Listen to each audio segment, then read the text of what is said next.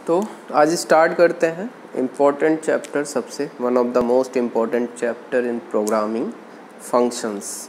Okay, तो functions क्या है? फंक्शंस है कि जब किसी कोई कोड है कि जो हमें बार बार कॉल करना है, मतलब जिसका बार बार यूज़ करना है, तो हम क्या करते हैं, उसको एज अ फंक्शन लिख सकते हैं और डायरेक्ट एक लाइन में कॉल करके काम हो सकता है। जैसे एक देखते हैं, स्क्वायर है, मान के चलिए हमें 1 to 100 बहुत लंबा कोड लिख रहे हैं, 1500 लाइन्स ऑफ कोड लिख रहे हैं और उसमें 100 टाइम्स हमें स्क्वायर करना है, ठीक है। या फिर स्क्वायर की जगह बहुत बड़ा कोड है, मान के चलिए कोई एक फंक्शन है जिसमें 10 to 12 लाइन्स बार बार आ रही हैं, वो कैलकुलेट करना है।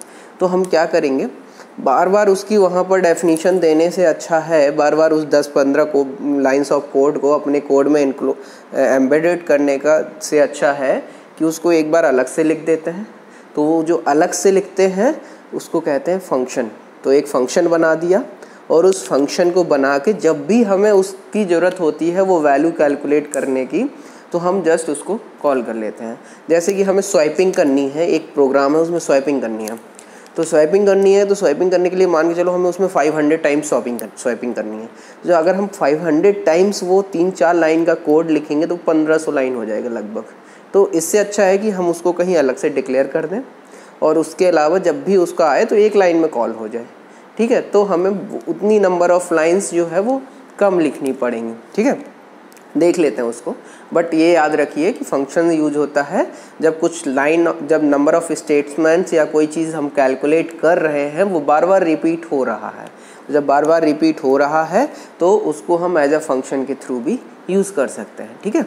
देखते हैं ये फंक्शंस क्या है, ठीक है। अब फंक्शन को डिक्लेयर कैसे किया जाता है, या फिर जब फंक्शन का डेफिनेशन लिखना है तो उसका तरीका है, सबसे पहले उसका रिटर्न टाइप लिखते हैं कि किस तरह का फंक्शन कुछ रिटर्न कर रहा है कि नहीं। जब कुछ भी रिटर्न नहीं कर रहा हो तो वाइड, इंटीजर रिटर्न कर रहा हो तो इंट, फ्लोट वैल्यू रिटर्न कर रहा हो तो फ्लोट, ठीक है। उसके बाद हम देते हैं उस कुछ फंक्शन का कोई नेम, ठीक है। उसके बाद ब्रैकेट में आर्ग्यूमेंट्स कौन कौन से जो पास हो रहे हैं, ठीक है, और उनका टाइप एक्स है तो इंटीजर है तो इंटीजर एक्स, फ्लोट वाई है मीन्स वाई है एक फ्लोट टाइप तो फ्लोट वाई, ठीक है। अब देखते हैं, तो जब भी कोई फंक्शन यूज़ करना है या उसे कहीं कॉल करना है तो हम उससे पहले क्या करते हैं, उसको एक डिक्लेयर करते हैं, ठीक है, या उसको डिक्लेरेशन को ही कहते हैं प्रोटोटाइप बनाते हैं, ठीक है। तो जो प्रोटोटाइप हेडर फाइल जो होती है उस हेडर फाइल के ऊपर डिक्लेयर करा जाता है, मीन्स मेन फंक्शन से पहले कहीं भी, ठीक है। तो मेन फंक्शन से पहले हम उसको डिक्लेयर करते हैं, ठीक है। उसको फंक्शन डिक्लेयर करने का वो है कि इसका रिटर्न टाइप, फंक्शन नेम और इसके बाद सेमीकोलन लगता है डिक्लेरेशन टाइम पे, ठीक है। जैसे यहाँ पर हमें एक स्क्वायर डिक्लेयर करना है तो हम इंट स्क्वायर और ब्रैकेट में जो भी आर्ग्यूमेंट आ रहे होंगे उसके बाद सेमीकोलन।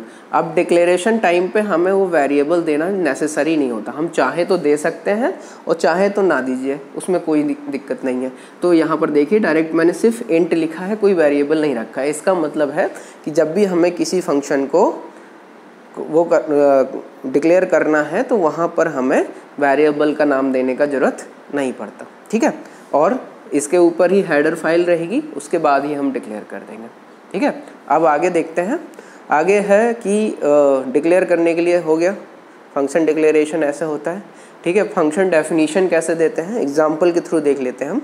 मान के चलो हमें एक स्क्वायर का फंक्शन बनाना है।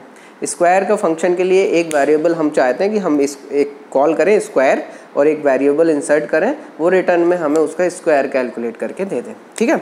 तो देखते हैं कैसे करते हैं। एक रिटर्न टाइप है, क्योंकि ये कुछ रिटर्न में चाहते हैं तो इसका रिटर्न टाइप है इंटीजर टाइप, हम रिटर्न चाहते हैं तो इंटीजर, ठीक है। स्क्वायर फंक्शन का नाम दे दिया, ब्रैकेट में एक आर्ग्यूमेंट पास कर रहे हैं इंटीजर टाइप तो इंट एक्स पास किया।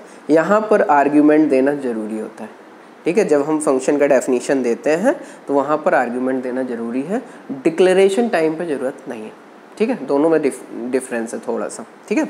अब देखिए, तो जब हमने दिया एक x टाइप का वेरिएबल हम इसको दे रहे हैं, हम चाहते हैं कि जब ये x जाए तो ये उसका स्क्वायर रिटर्न कर दे, तो ठीक है, इस यहाँ पर सीधे return x into x return कर दे रहा है, ठीक है। तो रिटर्न कर रहा है, जब भी हम इंट लगा रहे हैं तो रिटर्न लगाएंगे।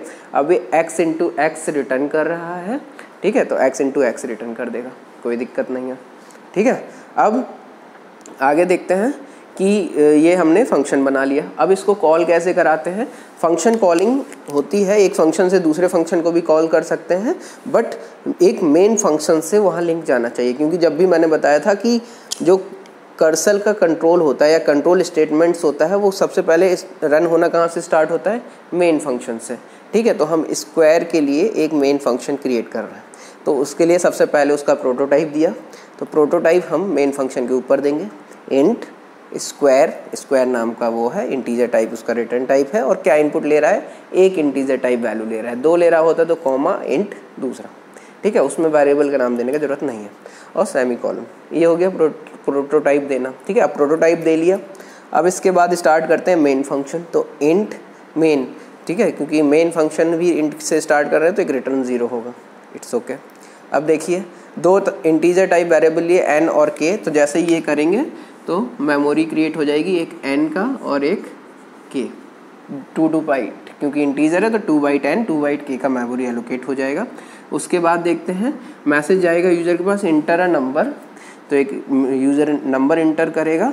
अच्छा, यहाँ पर नंबर लेने के लिए स्कैन एफ भूल गया, तो उसको फिर से लगा लेते हैं, स्कैन एफ परसेंटाइल डी और n परसेंटाइल n। तो क्या करेगा, एक इनपुट देगा नंबर, और वो कहाँ स्टोर हो जाएगा, n में। मान के चलिए उसने 3 दिया तो 3 स्टोर हो गया n में, इट्स ओके, कोई दिक्कत नहीं। अब हम क्या करेंगे, उसको कॉल करेंगे।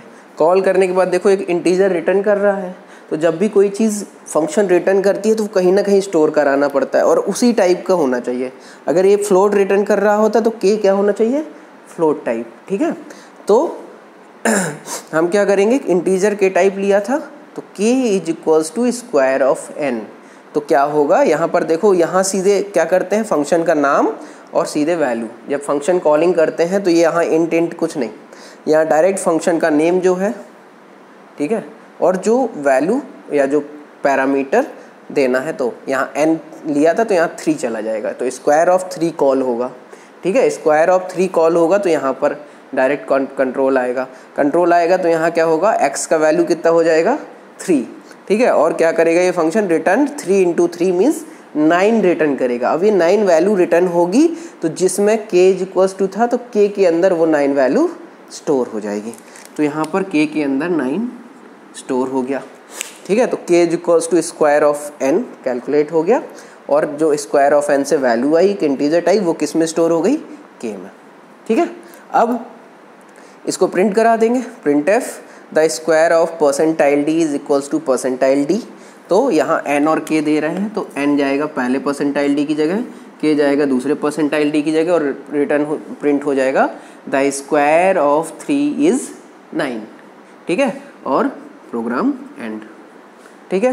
तो जब रन करेंगे तो यहीं से रन होना स्टार्ट होगा, ठीक है। मेन फंक्शन से ही चीज़ें स्टार्ट होती हैं, बिल्कुल हमेशा याद रखिएगा। तो सबसे पहले आएगा इंटर अ नंबर, तो जैसे ही n का वैल्यू दोगे, मान के चलो 3 दिया, 3 कैलकुलेट होगा, k में 3 जाएगा, वो k में square of n means 3 into 3 जाएगा 9, और प्रिंट एफ क्या होगा, the square of 3 is equals to 9, बस ये आउटपुट हो जाएगा। अब देखो 2 तरह के पैरामीटर होते हैं, एक्चुअल पैरामीटर और फॉर्मल पैरामीटर। फॉर्मल पैरामीटर वो पैरामीटर होते हैं जो डेफिनीशन के टाइम पे इंक्लूड किए गए हैं। तो ये इंट x है, ये फॉर्मल पैरामीटर है। एक्चुअल पैरामीटर क्या होंगे, जिससे हम कॉल करते हैं, एक्चुअली जो वैल्यू जाती पास की जाती है। तो यहाँ पर ये जो n है ये एक्चुअल पैरामीटर है, ठीक है। तो एक्चुअल पैरामीटर वो होते हैं जो हम फंक्शन कॉल करने के टाइम पर जो वैल्यू आर्गुमेंट देते हैं, वो होते हैं एक्चुअल पैरामीटर। फॉर्मल पैरामीटर्स होते हैं जब हम डेफिनीशन दे रहे होते हैं फंक्शन की, तो जो आर्ग्यूमेंट्स या पैरामीटर्स यूज़ करते हैं वो होते हैं फॉर्मल पैरामीटर, ठीक है। आज के लिए इतना ही।